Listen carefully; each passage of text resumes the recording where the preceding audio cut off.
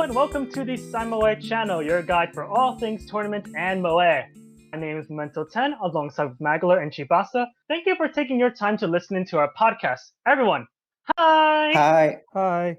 Group 1 is finally over. We are now moving on to group stage number 2. There are some characters who are auto-qualified to the next stage, some characters who have made it to our wildcard position for a second shot at the second stage of our tournament, and some who are unfortunately eliminated by this round. Magler, is there anyone whose performance you felt were lacking or were disappointing given their current strength or what their strength should be within either the female or the male side of the first round of the tournament? I'll start by Saber. Saber is one of the characters that had one of the most wins in history, and for her to just drop out winless was pretty sad to see. And then Tankeke, some people had high hopes for her because of how she did in the last year's Divine Circle match, but she bowed out to a winless. So that was somewhat surprising. I was expecting her to do much better. And then finally, Ichinose Chizuru, she is pretty popular, but she repeatedly falls short in Iman Semel. Maybe there are a lot of people out there who are turned off by certain aspects of her series. That's the only explanation I can think of. Moving on to the male side, Otonashi Yujiro, well, in a way, we should have expected it. Kanada isn't doing well. I don't think Yujiro could do well with Kanada not performing. Takasu Ryuji is sad to see him go. Nora Shinnosuke is out. L is out. Nora Shinnosuke has a name recognition same as L. They could have done better, but they didn't, so a bit disappointing. Chibasa, anything on your side? Do you agree or disagree with what Magler said? I agree. I have some few other talk about.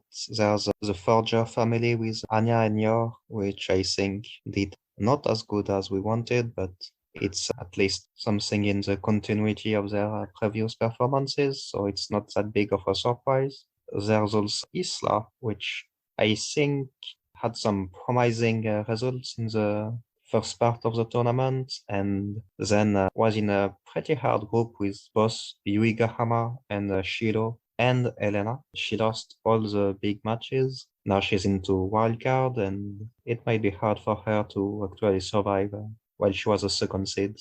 And the last one for the female side is Index, which I think should have at least one more win given her previous results last year's. She had some hard competition too, but at least I'm confident for wildcards that she should survive and get to second stage, but it's not looking that good for her. Any characters that you thought overperformed or did very well in either the male or the female side, Chibasa? The biggest one is Kanda Sorata, which is also linked to Shinamashiro coming back to her real level. It really stepped up. Sorata was a 6th seed and got 3 wins for 2 defeats with a pretty decent CVP. That was pretty impressive as a comeback. I would say Lloyd Forger did at least succeed where his female companions didn't, with 4 wins. That's a good surprise. And on the strongest contestants, I think Utah did some really good performances with the best CVP during first stage. So that's a pretty good thing for him. On the male side, I mostly agree with you. I'm actually slightly surprised at Levi beat Ishikami Yu, and I'm also slightly surprised at Accelerator beating Miyuki, because both of them were on Kaguya-sama were pretty strong, and I thought that they had a chance to win their group, and that was a bit interesting. One other one that I had my doubts about was Kojo Satoru. If you look at other Jujutsu Kaisen characters, they didn't do well, but Kojo Satoru managed to get 5 wins. One of the characters he beat was Okazaki Tomoya, who is not yet weak. So Satoru, winning 5 matches was somewhat a surprise for me. In the female side, not too much surprise, but Tomori now managing to hang on against Kaguya was a bit of a surprise to me. If you see the numbers, Kaguya has better numbers than Tomori now, but somehow Tomori now won to win it. So that was a big surprise to me. Akiyama Miyo coming close to Sakurajima Mai was also a surprise for me.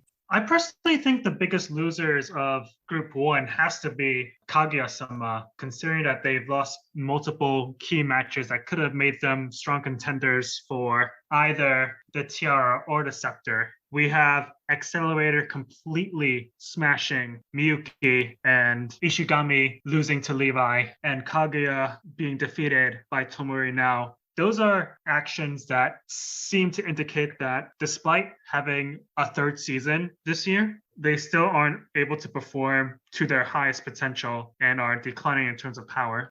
Is there a reason for that? It wasn't that big of a surprise because continuity of their preliminaries performances. We will see if they have some boost during the year. Shitandaeru got some pretty big numbers. She got a very, very big win on Macanonino. So it wasn't the biggest opposition, but still she almost doubled her numbers. Yet Chitanda Arrow took care of the business when he was needed. It wasn't the biggest win, but it still was a safe big win. Maybe Chitanda Arrow might win something. Finally win a necklace. I think Chitanda Arrow is in the necklace match again. Maybe things will become different this time.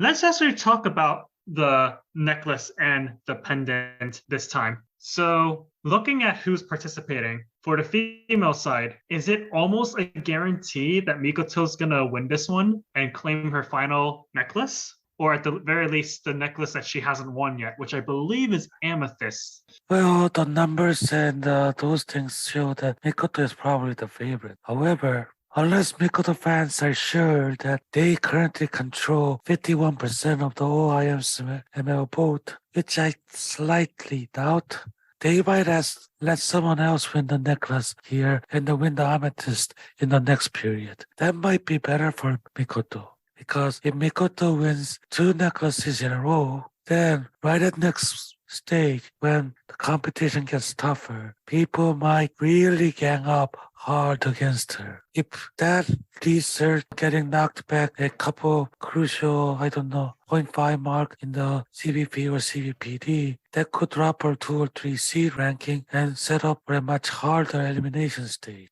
Maybe Mikoto might deliberately, let someone else win this time, so she won't attract too much anger from others. That is a possible scenario. The other one, however, is Yukino Shita Yukino. She wasn't in the first necklace. Yeah, Yukino is pretty strong. If Yukino wins the tiara again, this necklace match would be her chance to make a big statement. Yukino will make a big push. But then again, man, Rika's numbers are good. Rika better win or people riot. Yeah, I agree that Mikoto is probably the favorite, but I think she has less than 50% chance to win. Like I would say it's 35% Mikoto, 35% a Kyoani character, so either Chitanda, Lika or Violet, and maybe the 30% left for Yukino. I would be really surprised if Mai, Kurumi or Rem make a move. It's not impossible, but at least there is no sign of it yet. Violet, Lika, and Chitanda did really good numbers, especially during the last match, which was the most important one. I think they will be the main challenging for Mikoto. As you said, Yukino wasn't here the first time. On the male side, Hachiman was really close to get the pendant. Without Yukino, I think Oregairo is still a very strong force. They might be a bit underrated right now for the necklace chances, but I think they can be the dark horse of the battle between Kyoani and Mikoto. Like you said, Mikoto will have some antidotes because she already got one necklace just a few weeks ago. And also, it will be the rainbow necklace completion if she gets this one. So it would definitely annoy all her rivals. As for the male side, I think Yuta is just like Lika doing some really good performances. And I have him as the second favorite just behind Hachiman. I think Hachiman with Yukino in the match will have the edge, especially now that Oreki already won one. I would say Hachiman is the number one favorite. Yuta is just behind, and Oreki Hotaro is the third one, maybe. Sakuta, he might still make a move still. But there are certain males who does better than their female counterparts, and we have all of them in this match. Kotaro, Hachime, and Sakuta. Also Keito, all four of them. A part of me feels that this seems like a good chance for a Mikoto sweep. Like you said, if Mikoto fans want to play smart, in theory, they can purposefully lose and then regain momentum down the last three necklaces. But given what happened in the first necklace match and how big her numbers are compared to everyone else, I highly doubt they're going to lose steam on purpose like that. Like they would have to actually lose to start losing momentum because she completely crushed the first necklace match. Unless girls like Yukino can add a dent into her armor, I don't think I can see her losing again anytime soon. If her faction keeps this power up during necklace matches, like there's gonna have to be some serious anti-voting if Mikoto's gonna lose this one. That usually was the scenario for all her Mikoto's tiara loss. She wins big early, she keeps on winning in the middle, and as it gets the late season, people start to get more and more, annoyed or more and more afraid of Mikoto, and they start to form a strong alliance against her and torpedo her early in the elimination, or maybe late in the elimination. That usually was the scenario with which Mikoto lost in the elimination. Is there anyone who missed the necklace? There was Nakanomiku, who I don't know how she was able to bypass Violet and then almost went toe to toe with Mikoto until the very end. So that's surprised me very much where she got that power from. I heard later on that there's a very large fan club for the Kotopu no Hanayome that got involved in INCL recently. They're the one who have been voting for all the Kotopu characters. I think I have some idea of why Miko became more powerful. The question is, can she become even more powerful to be even more of a challenge to the other established characters? Oh, Elena didn't. Nakanomiku and Elena, those are the big names that could have made some noise if they entered the necklace. I'm glad that Yuta seems to be the favorite to win based on numbers on the necklace, but given that the group that he was in, the remaining of his opponents were pretty weak. It was almost clear that he was going to demolish everyone. So I agree that out of everyone on the male side, Hachimon is the best one out there. And hopefully with Yukinoshita on the female side, maybe that might give Hachiman the boost, because this is the first time we're going to see Yukino in a necklace match in a while. And we know that Arrow's not going to do anything for Hotaru, because that showed in the first necklace match. And we know that Mai was also there, but Sakuta only made it in the middle, which was what is most logical for him. Hopefully, Yukino might give Hachiman that extra boost needed to beat Hotaru. Hachiman didn't need much of, boost. Just that one under both switching around could have been enough.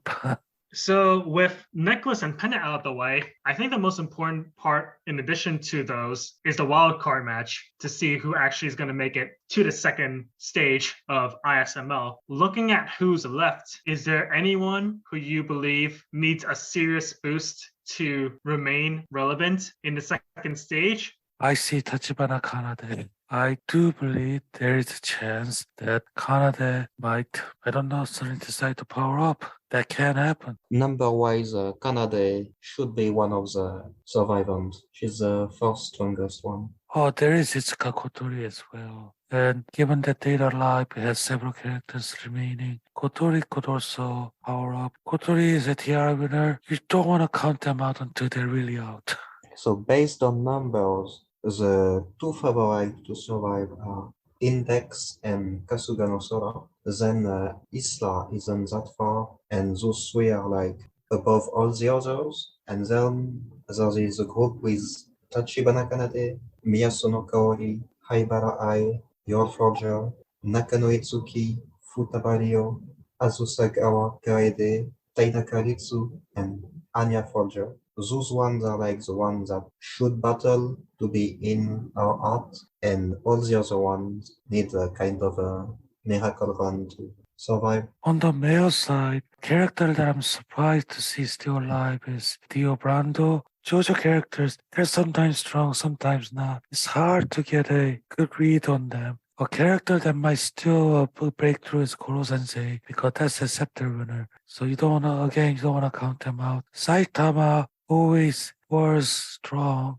And Sato Kazuma, those are the big names that I see that may not only survive, but may, win a couple of matches in the second split as well. Yeah, there is also Kodo Sensei, which have a chance as a former scepter winner. The two favorites number-wise are Kuroba Kaito, with a really big advance on everyone else, and Totsuka Seika. And yeah, Seika will also have the boost of the pendant and necklace. Or maybe I shouldn't have been surprised that Lelouch a part of this. I really hope that he was going to make it, but if only the top 6 out of everyone is going to advance, he has a lot of other people who are unfortunately stronger than him. It's a bit disappointing that he's going to disappear. Actually, number-wise, he should already be happy to be here because he could be already eliminated in another group. He's like bottom 10 of the tournament. I also don't think Anya's going to make it. Not as a top 6 with a group like this. A group that has Kanade, a group that has Ayla, a group that has Sora. She's going to have a tough time making it top 6. Oh, and also Kotori. You can't count her out. And Iroha, actually. Oh yeah, I just saw her name too. Well, hopefully with Yukino and Hachiman in Necklace and Pendant, she might get a boost. Man, just to pick 6 out of all these people is going to be tough. All right, and that is it for our podcast. Thank you so much for listening to the Saimoe channel. Please keep in touch with the Saimoe community by following us on Facebook, on Twitter, on our main forum website, and on our Discord channel. If you are listening to us on YouTube, all information can be found in the description below. And if you are not on YouTube, you can find all the information of the links on our main website at internationalsaimoe.com in the community tab. If you are on YouTube, please give us a like and a subscribe. It goes a long way to continue to grow our community. But whatever you choose to do, stay safe and stay Saimoe. Bye! Bye! Bye.